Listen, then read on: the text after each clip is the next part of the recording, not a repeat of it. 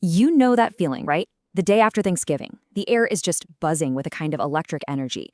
The promise of doorbuster deals and the official start of the holiday shopping season. We all know Black Friday. But what if I told you the story we've all been sold about its name, the one about profit and success, is one of the greatest marketing ploys of all time? Right, we've all heard it 1,000 times. Black Friday is the day that retailers finally go from being in the red for the year to being in the black, finally making a profit. It sounds good, makes sense, but what if that story was just a complete fabrication? What if the real origin story is way darker and has absolutely nothing to do with accounting ledgers?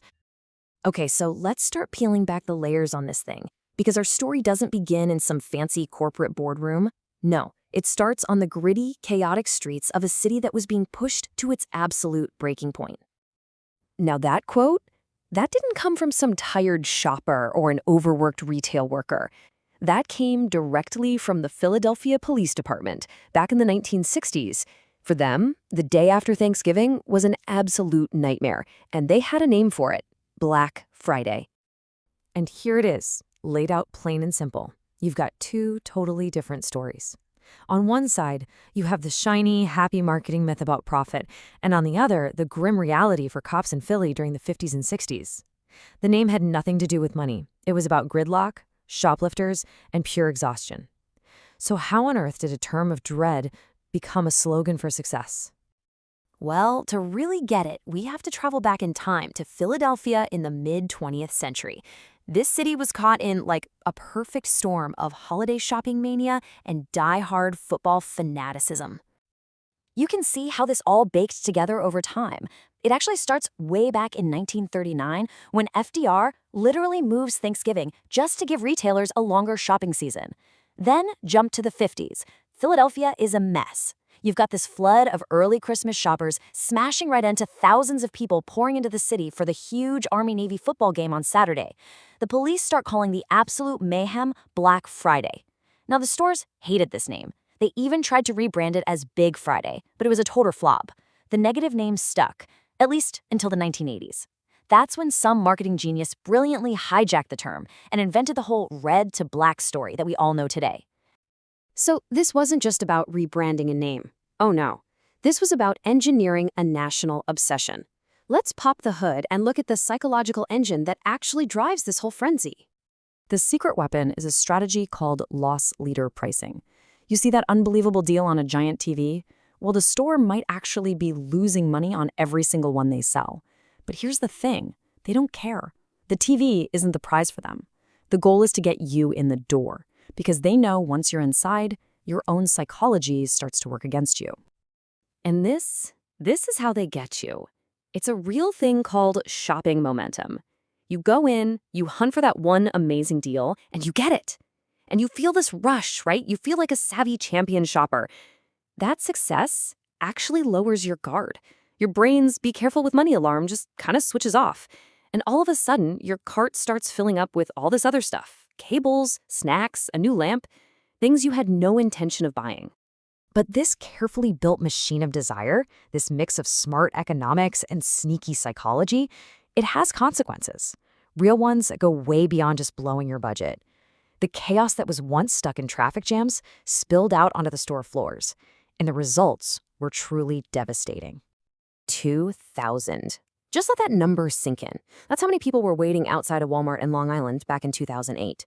When the doors couldn't hold anymore and burst open, the crowd just surged forward. A 34-year-old employee, Chidimithai Damore, was trampled to death. And the most tragic part? This wasn't some freak accident. Since 2006, which many considered the absolute peak of the in-store madness, there have been 17 reported deaths directly tied to Black Friday shopping events. 17 people who went out for a bargain and just never came home. And that doesn't even touch the number of injuries. Over 125 people have been hurt in stampedes, in fights, even pepper spray attacks, all in the name of a discount. A name that was born from chaos had created a new and much deadlier kind of chaos.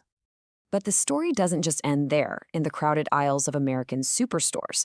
The whole Black Friday idea, now separated from its American Thanksgiving roots, turned out to be one of our most successful and chaotic cultural exports.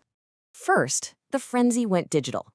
Back in 2005, marketers spotted this really interesting pattern. People would go look at things in stores over the weekend, but then go back to work on Monday and use their super fast office internet to actually buy the stuff online. So the National Retail Federation gave it a catchy name, Cyber Monday. And just like that, a twin holiday was born. And then the concept just went global. It's kind of wild. What started as a Philly traffic jam was now being exported all over the world. Companies like Amazon created the blueprint, and pretty soon, countries from Brazil to India were having their own massive pre-Christmas sales, totally disconnected from the American holiday that started it all. And this chart, well, this shows you exactly where the battle for our wallets is being fought today. Yeah, in-store shopping is still growing a bit, but look at online sales. It's exploding at more than double the rate. The frenzy has officially moved from the store aisle to your web browser. So what does this new digital battlefield actually look like? Well, the core ideas are still the same. Create a sense of scarcity, a sense of urgency. But the tools being used to do it, they've been completely transformed by technology. The modern shopper's toolkit is totally different now. Today, more than half of all Black Friday sales happen on a phone. We have new tools like buy now, pay later services, fueling billions in spending, letting us get the deal now and worry about the cost later. And almost half of us are using AI-powered apps to instantly check prices, making sure we're getting the absolute rock-bottom deal. So when you think about it, those chaotic doorbuster stampedes from the 2000s, they almost feel like ancient history now. The physical danger of being trampled has been replaced by the quiet but intense pressure of a digital shopping cart with a countdown timer ticking away on your screen. Which really brings us to one final big question. We followed this story all the way from a cynical nickname used by cops, to a brilliant marketing lie, to a dangerous physical spectacle, and now to a global digital obsession happening in the palm of your hand. The frenzy is quieter now. It's more personal. But as we tap and scroll and buy now, you have to wonder, has the real cost of the deal ever been higher?